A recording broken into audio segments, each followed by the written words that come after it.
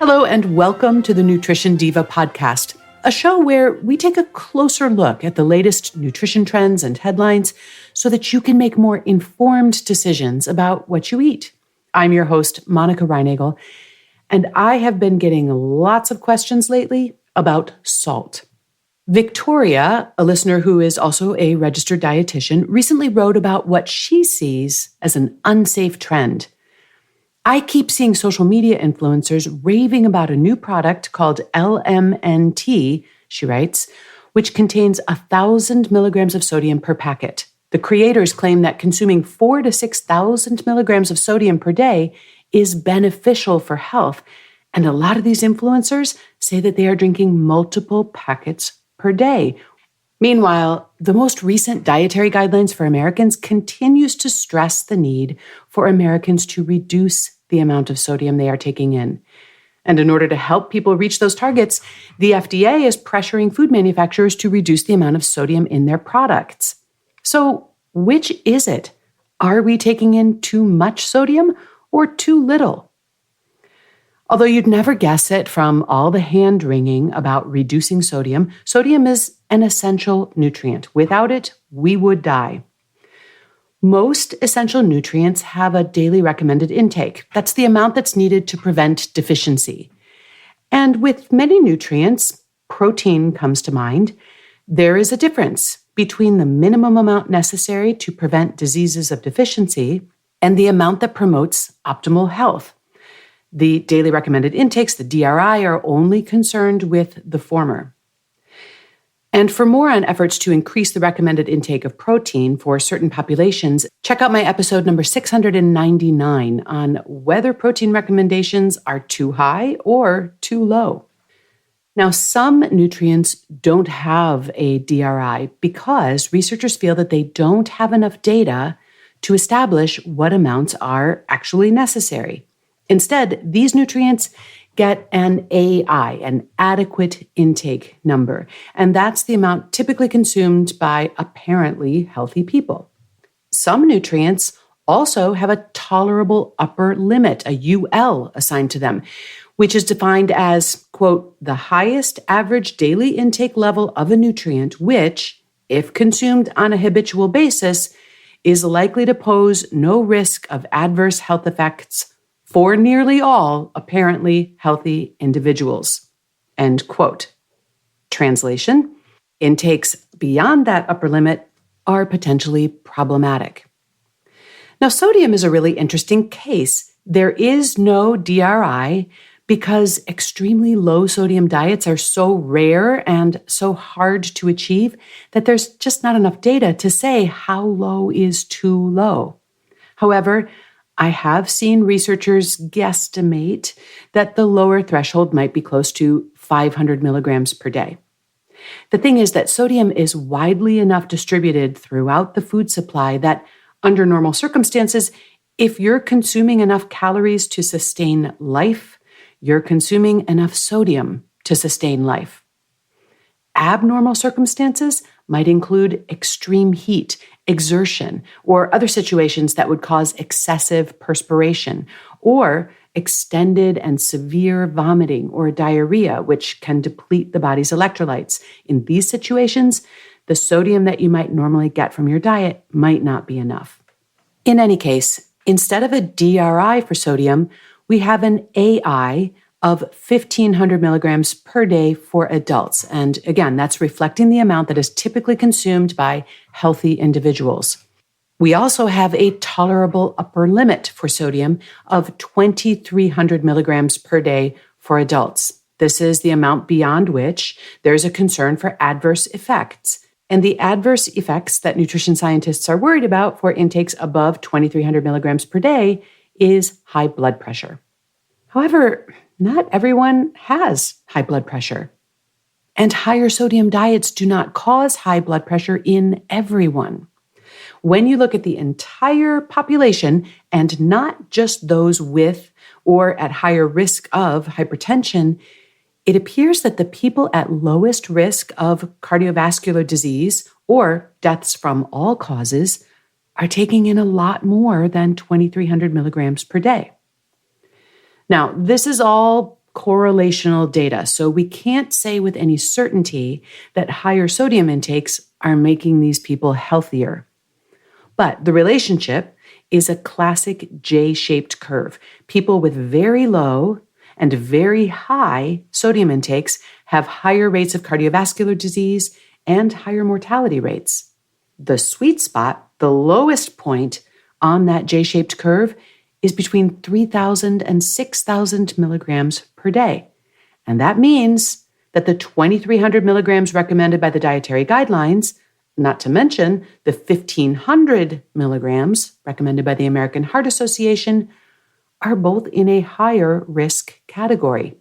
The average daily sodium intake for American adults, much to the dismay of public health officials, is around 3,500 milligrams per day, right in the sweet spot. What's more, a meta-analysis found that cutting down on the amount of salt has no clear benefits in terms of the likelihood of dying or experiencing cardiovascular disease. I know, it's shocking. And this is what is driving all the buzz around influencers drinking and selling salt water. The guy behind LMNT, that's the product that my listener Victoria asked about, is Robb Wolf. He's a research biochemist turned author and influencer, chiefly known as a proponent of the paleo diet. The paleo diet, of course, aims to mimic the dietary patterns of our prehistoric ancestors, based on the idea that these are foods that humans are evolutionarily adapted to eating. So it focuses on eating mostly whole, unprocessed foods such as meat, fish, eggs, vegetables, fruits, nuts, and seeds. And it avoids processed foods, added sugars, alcohol, as well as most dairy products, legumes, and grains. When followed closely, a paleo diet is likely to be a very low sodium diet. And Wolf also is an avid exerciser, which, as I mentioned earlier, can increase your sodium requirements. And apparently, Wolf discovered that he felt a lot better when he increased his salt intake. And now he sells packets containing a half a teaspoon of salt for about $1.50 a piece. And believe it or not, people buy them. But you know what? I think we are looking at this question through too narrow a lens. Sodium does not work in a vacuum, but in concert with other electrolytes. And CDC data suggest that a high potassium intake largely offsets the negative effects of a high sodium intake. Where do we get potassium? Fruits, vegetables, beans and legumes, nuts and seeds, dairy, meat, and fish. Most, and I mean 70 to 80% of the sodium in the modern American diet, on the other hand, comes from processed and prepared foods, including lots of salty snacks, fast food, and other restaurant meals. In other words, a high sodium intake may simply be a proxy for a poor diet. In terms of reducing health risks, getting people to increase their intake of fresh foods and potassium might be a whole lot more effective than nagging them to reduce their sodium. So, job one would be to make sure that you're including plenty of fresh foods in your diet to ensure adequate potassium intake. And in the show notes, I've included a link to a cheat sheet with some good dietary sources of potassium. And then, if you don't have high blood pressure and you're just curious to see whether you'd feel better with a bit more salt than you currently consume, you could certainly test that hypothesis. Now, if you have any health conditions, you're taking any medications, or you have a family history of hypertension, I would strongly suggest checking in with your doctor before going rogue on sodium.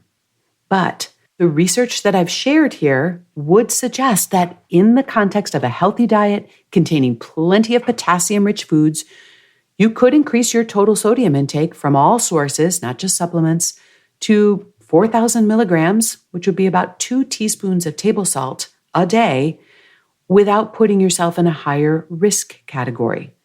And if you are exercising very aggressively and you're perspiring a lot, You might be able to tolerate even more, but again, the overall quality of your diet is key, not just the sodium level. And risk categories are statistics, not guarantees. Your mileage and your results may vary. Be aware as well that increasing your sodium intake can lead to a transient increase in your blood pressure. And that effect is more pronounced if you're over 55 years old. And again, you need to talk with your doctor about whether this is acceptable and appropriate in your situation. Taking in more salt can also lead to some water retention, which can make your rings and your waistbands feel tight. Although it may seem counterintuitive, increasing your fluid intake can help. And you might also want to check out my episode on water weight. I know this episode is already a little on the long side, but I also want to quickly address a claim that some of these influencers are making, namely that adding salt to water makes it more hydrating. Sodium and chloride are both involved in fluid uptake and transport throughout the body. If your sodium levels are very low, say you just ran a marathon in very hot weather, adding some salt to water could help your body rehydrate more efficiently. However, under normal circumstances, you get more than enough sodium from food to get that job done. Drinking a glass of salt water when you wake up in the morning, for example, is not going to hydrate you any better than drinking a glass of plain water, because you will likely have gotten more than enough sodium from last night's dinner to ensure efficient hydration. Thanks to Victoria and all of the others who wrote to ask me about this issue. If you have a question you'd like me to answer, you can email me at nutrition@quickanddirtytips.com. You can also leave me a voicemail at 443-961-6206. I'd also like to invite you to check out my other podcast. It's called The Change Academy, where we explore the art and the science of creating positive behavior change. You'll find it on all the major podcast platforms. Just search for Change Academy. Nutrition Diva is a Quick and Dirty Tips podcast supported by a fantastic team, which includes Brandon Getchis, Nathan Sems, Davina Tomlin, Holly Hutchings, Morgan Christensen, and Cameron Lacey. That's it for this episode. Thanks so much for listening. I'll see you next week.